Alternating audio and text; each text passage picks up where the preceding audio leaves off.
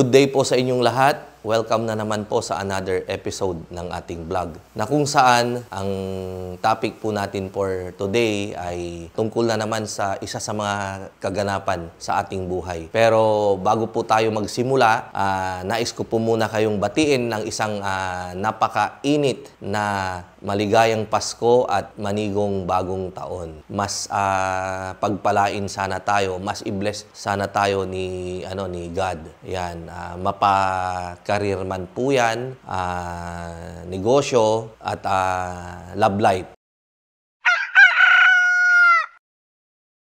Itong ikukwento ko sa inyo ay request po ito ng mga anak ko. Actually, kwento ko to sa kanila. Ngayon, gusto nilang i-share ko raw sa aking YouTube channel para maging kayo ay mapanood ito at mabigyan rin ng idea. Paano ako kumita ng 1 milyon gamit ang laway na puhunan? Baka may mapataas ng kilay, gano'n, ano po. Pero pasensya na po kayo para medyo medyo catchy daw, sabi ni editor natin. Pero anyway, ganun naman talaga. Kumita naman tayo talaga ng 1 milyon na hindi naman tayo namuhunan. Talagang, kumbaga, laway lang talaga na literal yung ating pinuhunan. Actually, ganito po yan. Ganito po nagsimula yan. Isang araw, pinuntahan ako ng isa sa mga pinsan ko. Third cousin ko na po siya. And then, sinik niya yung aking help para ibenta daw yung kanilang property. Actually, yung property nila ay isang fish pan. Sa akin kasi binebenta. Noong mga time na yon, wala naman akong pambili niyan kako. Dahil unang-una, yung pera ko ay pinampagawa ko ng isang structure. Actually, ongoing yung construction ko ng isang structure dun sa restaurant. Ayan, yung ating function hall na kung tawagin namin ay octagon, na siya namang nakikita nyo dyan sa screen natin. Sabi ko, wala akong pambili, kaya siguro dyan na lang tayo sa sa ibebenta na lang natin. So hanapan ko na lang siya ng buyer. More than half hectare, 5,400 square meter yung area ng fish pan. Yung asking price nila, actually nasa 7M. Humingi ako ng authority to sell para kahit papano maipakita natin dun sa mga buyer na authorized ako na ibenta yung kanilang property. Para medyo makita nila na legit tayo. Agad-agad naman akong inisyuhan ng authority to sell. Ibinenta ko na nga po, hinahanapan ko ng buyer. So medyo ang in-approach ko rito, yung mga prominenteng mga kakilala, kaibigan dito sa Dagupan para sila yung pagbentahan. Parang may isa akong prospect na isang politician, kaya lang hindi ko mismong nakausap yung politician.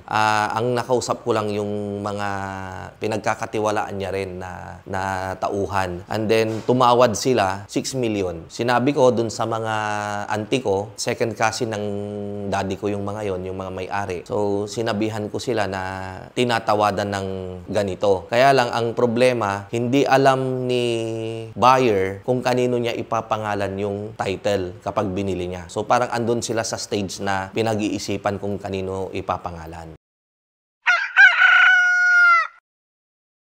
Kung yan yung problema, kasi mapilit na, apurado na yung mga may-ari kako na ibenta yung property nila. So, ang gagawin ko na lang, gagawa na lang ako ng deed of sale. Deed of sale na 3. Yung 3 paggagawa kong deed of sale, nakapangalan kay congressman. Yung isa doon sa parang kapatid niya na pinagkakatiwalaan niya. And then yung isa naman, kaibigan din niya. So, in that manner, kung mag-decide man sila bukas or mamaya, automatic meron na akong ilalabas na deed of sale, huhugutin ko na lang para kumbaga ready na. So, ganun yung nangyayari. So, inaantay ko siya for 3 days na. Kaya lang, isang umaga, nag-aalmusal ako sa isang karinderya. Biglang may kaibigan akong dumating. And then, ang sabi niya, anong pinagkakaabalahan mo ngayon? So, kako, nagbebenta ako ng fish pan. 2 weeks na. Saan yung fish pan na yan? Sabi niya. So, nakwento ko na dito po sa Divinesia Highway. Yan bang fish pan na yan ay katabi ba yan ng property ng boss ko? Sabi niya. Ang sabi ko naman ay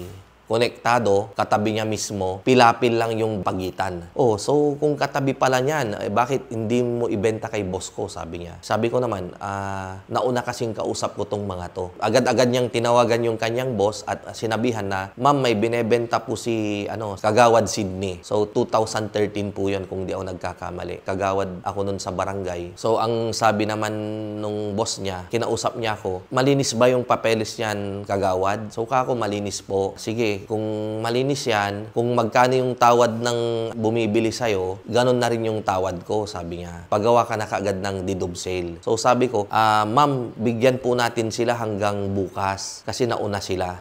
Ayoko namang ako yung lalabas na hindi maayos kausap. Ang nangyari nun, pumayag naman siya. The whole day, hindi naman ako tinawagan. So tumawag na naman si ma'am. Pagkatawag niya sa akin, ako na ang bibili, magkita tayo bukas sa isang fast food. 7 a.m. nagkita kami. Binigay niya sa akin yung paunang bayad. Binigyan niya ako ng cheque na kalahating milyon, and then pagawa mo yung deed of sale ngayong umaga, and then kapag okay na, 10 a.m. puntahan mo ako sa opisina, babayaran ko yung full payment.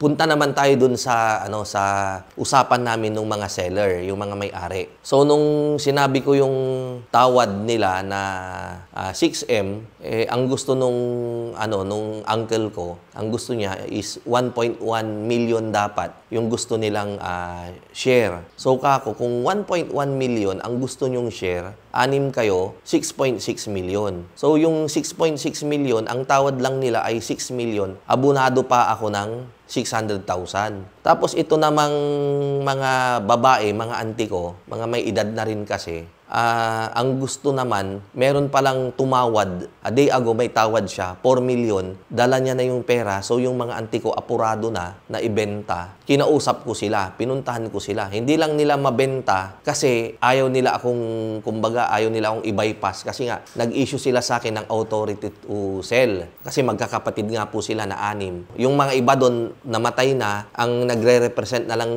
sa kanila yung mga anak nila. So pinuntahan ko, sabi ko, ante, meron akong buyer sigurado. Hindi, paano to, Sydney? Meron na rin kaming buyer.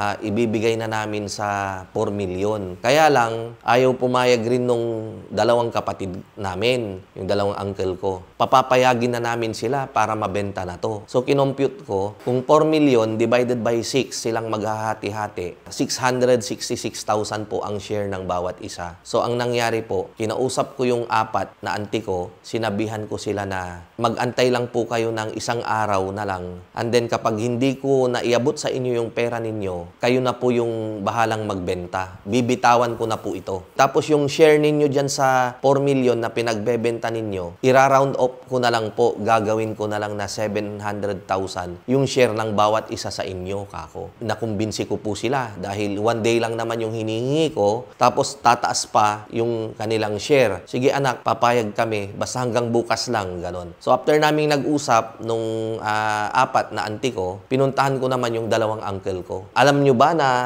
gusto nang ibenta talaga to ng mga kapatid nyo, kako? Sabi nila, oo, sinabihan kami, tinawagan kami kanina na may buyer na daw. Kaya lang talagang ayaw namin. Ang gusto talaga naming share ay tag 1.1 million kami ng uncle mo, sabi niya. Hindi kami papayag na ganon, sabi. Ako naman, ang iniisip ko rin, kahit papano meron din akong mapala, kahit maliit lang. So dito na po papasok yung ating pagka madiskarte. So kako, bigla na lang na nag-ano sa mind ko kung ano yung possible na pwede kong gawin. So kako, bakit kung ganito na lang, uncle, kako? Total, sila auntie, gustong-gusto nang ibenta yung property ninyo sa halagang 4 million. Kinausap ko na rin sila na bibigyan ko sila ng tag 700,000, kako. Pero kayo naman, talagang nagmamatigas kayo na ang gusto ninyo 1.1 million. So, bakit kung ganito na lang yung gagawin natin? Ibibigay ko na lang yung share ninyong tagwa 1.1 million, kayong dalawa ni uncle, and then yung 4, ibibigay ko naman yung gusto na nilang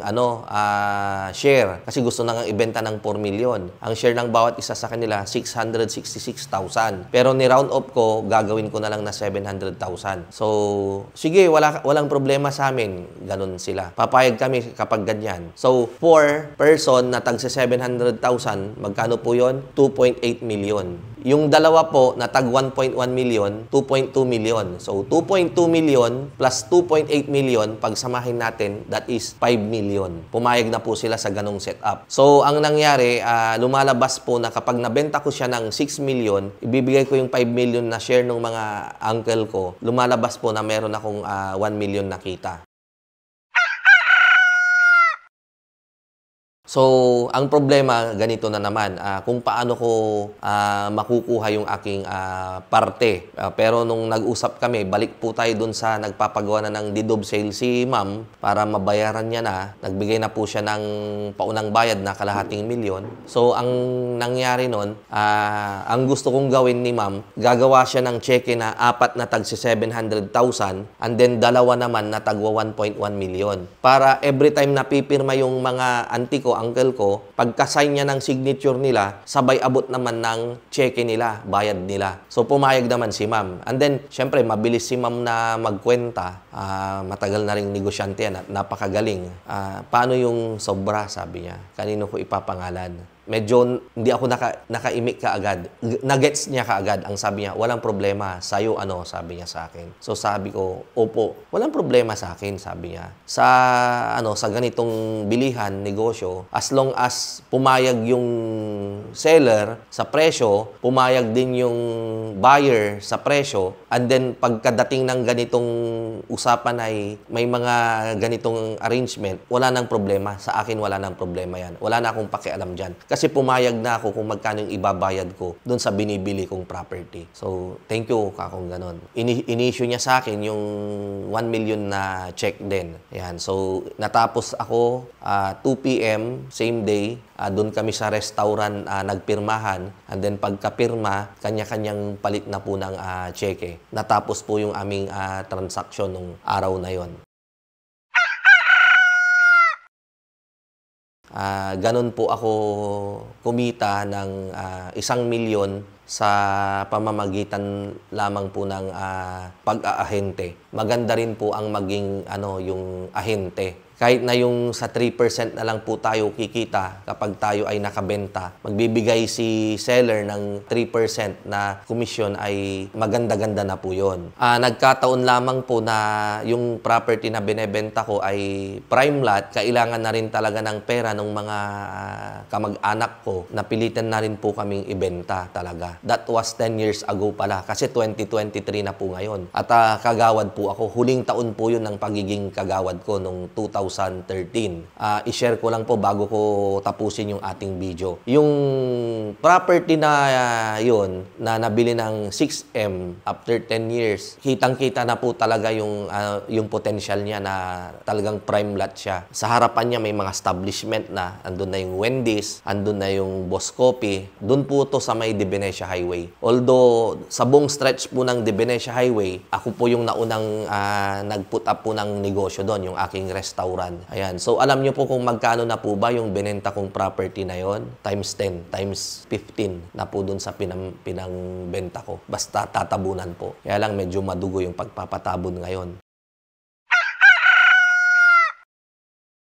May mga unexpected po talaga na mga blessing na dumadating sa atin. Minsan kahit nga natutulog tayo, kung talagang may paparating na blessing ay talagang dadating po yan. Pero wag naman po tayong matulog ng matulog. Siyempre kailangan po nating magsikap, pagtrabahuhan para tayo ay umasenso. Hanapin po natin yung ating swerte. At kapag dumating po yan, huwag po nating pakawalan. Yakapin po natin yan ng mahigpit.